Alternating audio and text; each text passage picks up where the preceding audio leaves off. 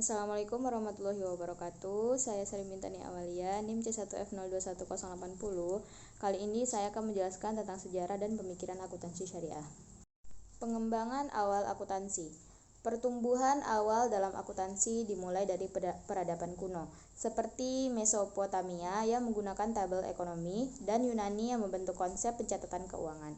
Romawi memiliki sistem administrasi yang terstruktur. Abad pertengahan melibatkan pencatatan rinci sistem feodal, sedangkan revolusi perdagangan abad ke-15 hingga ke-18 memperkenalkan konsep-konsep dasar seperti debit, kredit, dan jurnal umum. Revolusi industri abad ke-19 mendorong pengembangan sistem akuntansi yang canggih.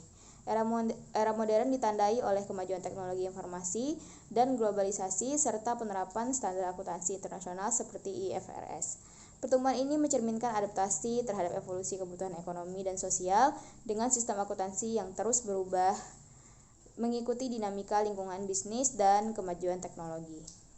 Selanjutnya, sejarah akuntansi syariah. Akuntansi syariah berbasis pada prinsip-prinsip syariah Islam yang berkembang pada abad ke-20-an seiring munculnya lembaga keuangan Islam di negara-negara yang menerapkan hukum Islam, seperti Arab Saudi dan Iran. Dengan larangan terhadap riba, gharar, maisir, dan investasi dalam bisnis yang haram, kebutuhan akan sistem akuntansi syariah semakin mendesak.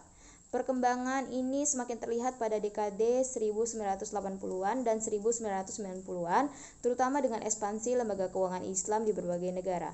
Negara dengan mayoritas penduduk Islam seperti di negara Malaysia turut berperan dalam mengembangkan standar dan praktik akuntansi syariah.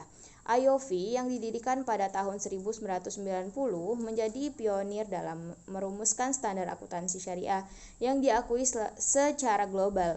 Pada abad ke-21, akuntansi syariah terus berkembang seiring pertumbuhan industri keuangan Islam global.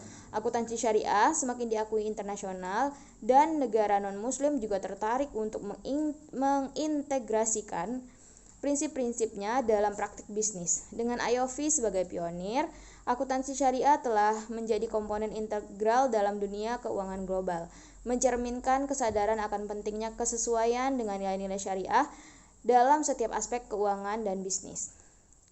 Nah, perkembangan ini bukan hanya mencakup lembaga-lembaga keuangan, tetapi juga melibatkan sektor bisnis dan pemerintah yang semakin memahami dan mengadopsi praktik akuntansi syariah sebagai bagian dari strategi keuangan mereka. Dengan demikian, sejarah akuntansi syariah mencerminkan perjalanan yang panjang menuju pengakuan global dan implementasi prinsip-prinsip keuangan Islam dalam konteks akuntansi modern. Perkembangan akuntansi syariah. Pada zaman awal perkembangan, pada tahun 622 Masehi, negara Islam di Madinah diumumkan dengan konsep persaudaraan umat muslim. Kondisi ekonomi awal sederhana dan Rasulullah SAW mengemban banyak peran sebagai kepala negara, ketua Mahkamah Agung, mufti besar, panglima perang tertinggi, dan penanggung jawab administrasi negara. Penanggung jawab administrasi negara, pendekatan kolaboratif dan perdagangan berkembang mencapai bangsa Eropa setelah penaklukan Mekah. Dengan kewajiban zakat, dan ekspansi wilayah, muncul jizyah dan kharaj. Rasulullah mendirikan Baitul Mal dengan pengelolaan sederhana dan petugas seperti qadhi, sekretaris, dan pencatatan administrasi pemerintah. Sumber hukum Islam seperti Al-Quran, hadis, ijma' dan qiyas menjadi landasan norma dan hukum. Prinsip interpretatif seperti ijtihad, kesepakatan ulama, dan pertimbangan nasikh mahsuh digunakan untuk menyelesaikan konflik antara berbagai sumber hukum, serta menjaga integritas dan persatuan dalam menghadapi tantangan zaman yang kompleks. Selanjutnya, perkembangan akuntansi syariah pada zaman 4 khalifah. Pada masa Abu Bakar radhiyallahu anha, pengelolaan Baitul Mal ini sederhana karena pemasukan dan pengeluarannya seimbang. Di bawah Umar bin Khattab radhiyallahu anha, Sa'ad bin Abi Waqqas memperkenalkan istilah diwan pada tahun 636 Masehi yang menjadi tempat akuntansi dan pembukuan. Khalifah Umar memilih petugas dari Persia untuk mengelola Baitul Mal mengikuti saran Hormozon, tahanan Persia yang memeluk Islam. Diwan berkembang setelah peperangan Al-Qadisiyah melawan Persia dan Baitul Mal mulai berkembang di daerah-daerah yang dikuasai Islam. Diwan Umar memiliki 4 departemen dan 17 kelompok yang menunjukkan pembagian tugas yang baik dan sistem keuangan. Nah, pada masa itu istilah pembukuan dikenal sebagai jaridah atau jurnal.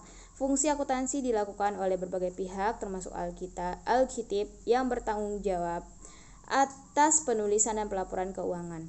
Akuntan lainnya adalah muhasabah atau muhtasib yang mengawasi perhitungan dan pengawasan amanah.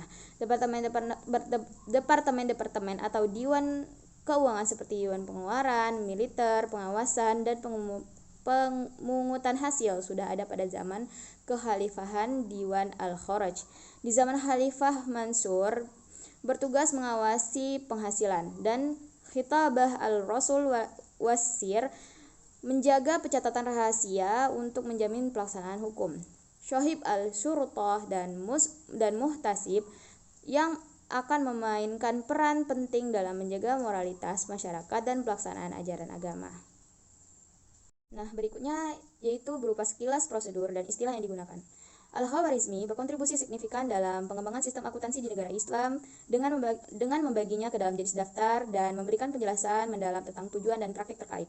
Tujuan utamanya adalah memastikan akuntabilitas, mendukung pemahaman keputusan, dan mempermudah evolusi program. Sistem ini berfokus pada pelaporan kegiatan yang menghasilkan laba, rugi, dan surplus defisit, mencakup transaksi moneter dan non-moneter. Negara Islam memiliki 7 jenis sistem akuntansi khusus untuk kebutuhan hidup: konstruksi, pertanian, gudang, mata uang, peternakan, dan perbendaharaan. Pencatatan memiliki prosedur wajib termasuk pengawasan terhadap aktivis dan penemuan surplus atau defisit. Proses melibatkan pengelompokan transaksi, pencatatan hati-hati, dan pengawasan teliti. Istilah-istilah seperti al-jaridah, daftar al-yaumiyah, dan laporan keuangan seperti al-khidmah menjadi integral dalam proses pencatatan dan pelaporan keuangan. Nah, sistem akuntansi ini juga mencakup laporan keuangan seperti ar-raj'i minal mal atau piutang yang dapat ditagih, dan juga piutang yang tidak dapat ditagih, serta piutang sulit dan bermasalah. Semua ini mencerminkan ketelitian dan keteraturan dalam pengelolaan keuangan negara Islam pada masa itu. Selanjutnya ada hubungan akuntansi modern dan akuntansi syariah. Nah, pada zaman dinasti Abbasiyah 750 Masehi sampai 1258 Masehi, ilmu pengetahuan dan sistem pencatatan mengalami kemajuan pesat. Sementara Eropa mengalami periode Dark Ages yang cenderung kegelapan intelektual. Luca Pacioli, tokoh dalam perkembangan akuntansi modern, memiliki hubungan yang menarik dengan ilmu pengetahuan Islam. Luca Pacioli merupakan ilmuwan dan pengajar di beberapa universitas di Italia. Membaca banyak buku yang diterjemahkan dari bahasa Arab ke bahasa Eropa sejak tahun 1202 Masehi. Buku-buku ilmuwan Muslim atau Arab seperti yang diterjemahkan oleh Leonardo Fibonacci memberikan wawasan mengenai angka dan bahasa Arab. Pada tahun 1429 Masehi, penggunaan angka Arab dilarang di pemerintahan Italia, tetapi Pacioli terus tertarik untuk mempelajari angka bahasa Arab tersebut. Nah, lalu pada tahun 1484 Masehi, Pacioli ini bertemu dengan pedagang Onofrio Dini yang sering bepergian ke Afrika Utara dan Konstantinopel. Pacioli diduga mendapatkan ide tentang double entry dari temannya ini yang mungkin terpengaruh oleh penggunaan akuntansi Arab. Nah, jadi Pacioli menyatakan bahwa setiap transaksi harus dicatat dengan baik, yaitu dengan mencatat 2 kali di sisi kredit dan debit.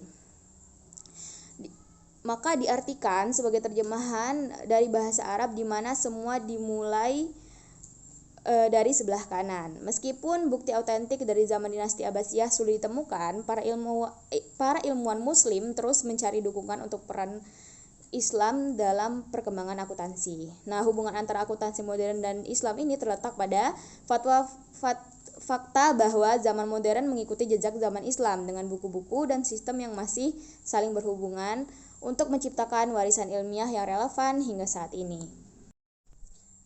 Kesimpulannya, perkembangan akuntansi dari zaman kuno hingga era modern mencerminkan adaptasi terhadap perubahan lingkungan ekonomi dan sosial.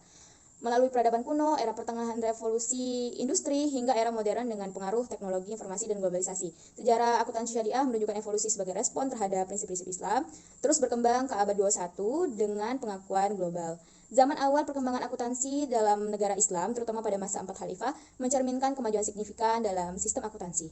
Keterkaitan antara akuntansi modern dan Islam terlihat melalui jejak sejarah yang saling mempengaruhi, dari kontribusi ilmuwan Muslim hingga diterjemahkan pengetahuan dari bahasa Arab ke bahasa Eropa oleh tokoh seperti Luca Pacioli.